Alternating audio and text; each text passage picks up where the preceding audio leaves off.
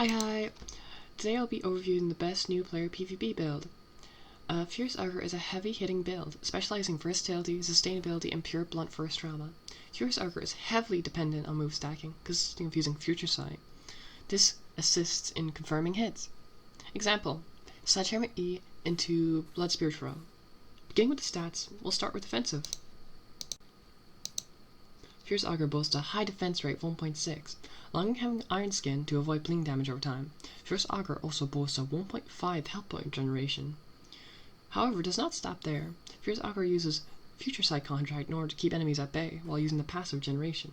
Even how incredible Fierce Ichor builds in pure defense, it also boasts incredible attacking strength.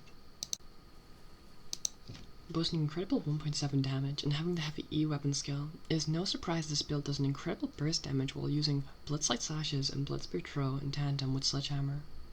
This will prove to do an incredible tantrums of damage, as well having the hyperarmor piercer for an added 50% if you hit someone whilst they're in hyperarmor.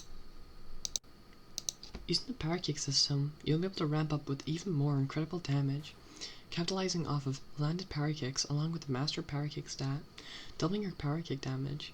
No doubt leading to a very minimum, if done correctly, 30% of level under 50 players' health bar vanishing. However, even with these already credible perks, the build is no slouch to move spamming, boasting 1.4 blood regeneration, letting you use blood contracts and hybrid skills to your heart's content if managed well. If you ever get pushed into a bad location, do not worry, Fierce Ichor boasts hybrid mode use as well, investing a mere 19 skill points to be able to lead you to a victory if you ever get pushed into hybrid mode. Fierce Ichor uses the Chainsaw hybrid for its incredible movement speed, its overall damage, and the versatile moves.